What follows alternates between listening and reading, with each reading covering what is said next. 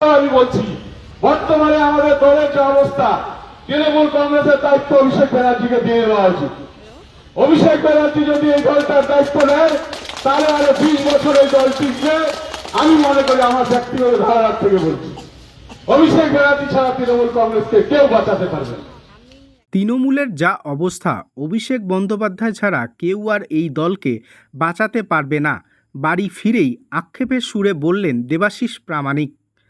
ফুলবাড়িতে আজ জনজোয়ার দেখে হঠাৎ বোঝা মুশকিল যে যুদ্ধ জয় করে কেউ এসেছে নাকি 1 মাস জেল খেটে কোনো নেতা বাড়িতে এসেছে। হুড খোলা গাড়ি, গলায় মালা ভর্তি সমর্থকদের উচ্ছ্বাস সত্যিই বোঝা মুশকিল। দেখে মনে হচ্ছে বিশ্বকাপ জিতে হয়তো কেউ ফিরেছে।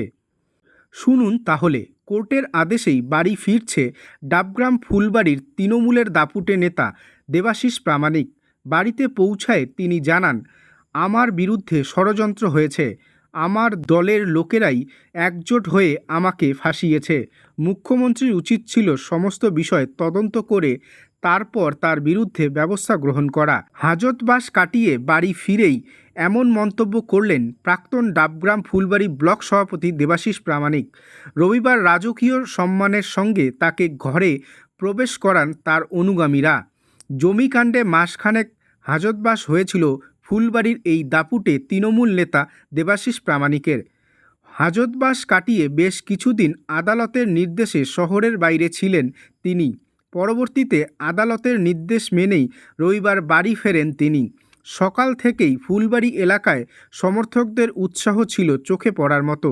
এলাকায় পা দিতেই মিষ্টিমুখ ও ফুলের মালা পরিয়ে স্বাগত জানান তাদের প্রিয় নেতাকে। আপ্লুত দেবাশিস প্রামাণিক জানান, তৃণমূলের প্রতি তার আস্থা রয়েছে, তবে তিনি জানান বর্তমানে দলের যা অবস্থা তাতে অভিষেক বন্দ্যোপাধ্যায় ছাড়া কেউ এই দলকে বাঁচাতে পারবে না। তিনি সমর্থকদের উদ্দেশ্যে আরও বলেন, অভিষেক বন্দ্যোপাধ্যায় যদি আমাকে ডাকে তাহলে এই দল করব, না হলে চুপচাপ বাড়িতে বসে থাকব। বাইরে থাকলে সে তো স্বাভাবিক কারণে মন খারাপ করে। এবার ফ্যামিলির সাথে থাকতে পারি না, বা বাড়িতে ডেলি নিজে লোক আসে, যত লোক তাদের উপকার করার জন্য আসে, কেউ যুক্তি পরামর্শ করার জন্য আসে, তাদের সাথে দেখা সাক্ষাৎ হয়নি। এবং এটা মনে হচ্ছিল যে কি বলবো, যে জেলখানাতে থাকলে যা হয় আর কি, খুব কষ্ট করেই ছিলাম। হ্যাঁ, আমি 26শে জুন আমাকে অ্যারেস্ট করেছে, তারপরে বেল হয়েছে 9 তারিখে। 10 তারিখে আমি নর্থবেঙ্গল মেডিকেল কলেজ থেকে ডিসচার্জ পেয়েছি রাত্রি 11:30টায়। তারপরে তো বেলে কন্ডিশন ছিল যাতে আমি 2টা ডিস্ট্রিক্টে ঢুকতে না পারি, দার্জিলিং আর জলপাইগুড়ি। সেটা শুক্রবারে 13 তারিখে সেটা উঠে গেছে, আবার হাইকোর্ট থেকে উঠানো হয়েছে।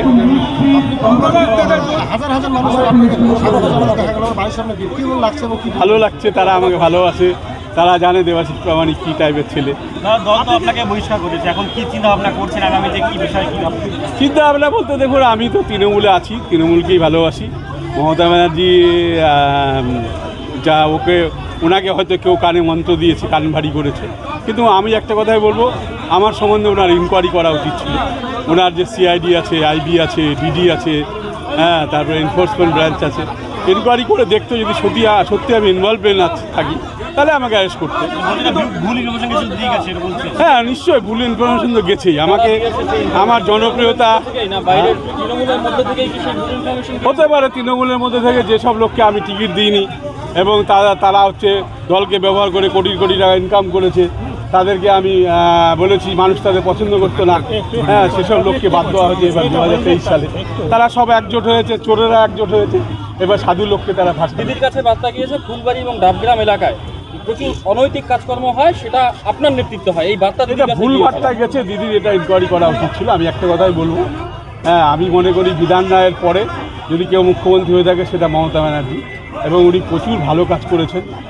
আমার ক্ষেত্রে অন্যায় হয়েছে, আমি কষ্ট পেলাম, ঠিকই আছে, কিন্তু 11 কোটি মানুষকে তো উনি দেখছেন। সেই জন্যই কি অভিষেক বন্দ্যোপাধ্যায়ের প্রতি আস্থা প্রকাশ করছেন? বর্তমানে যা পরিস্থিতি আমি দেখছি, আমার ব্যক্তিগত মতামত, অভিষেক ব্যানার্জিকে লাগবে দল চালাতে, দলটাকে ঠিক করতে। আমি বলছি বর্তমানে আমাদের দলের যে অবস্থা, তৃণমূল কংগ্রেসের দায়িত্ব অভিষেক ব্যানার্জিকে দিয়ে দেওয়া উচিত। অভিষেক ব্যানার্জি যদি এই দলটার দায়িত্ব নেয় তাহলে আরো 20 বছর এই দল টিকবে। আমি মনে করি, আমার ব্যক্তিগত ধারণা থেকে বলছি, অভিষেক ব্যানার্জি ছাড়া তৃণমূল কংগ্রেসকে কেউ বাঁচাতে পারবে না।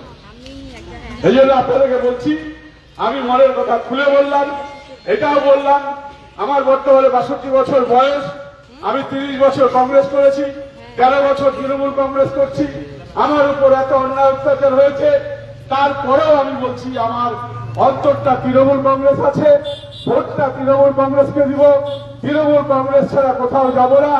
দল যদি প্রয়োজন মনে করে ডাকবে, অভিষেক ব্যানার্জি যদি প্রয়োজন মনে করে আমাকে ডাকবে, তাহলেই আমি দলটা আবার করবো, নাহলে চুপচাপ বাড়িতে বসে থাকবো, আমার বুথে পাহারা দিব, আমার বুথটা তৃণমূল কংগ্রেস যেতে সেই প্রচেষ্টাই করবো।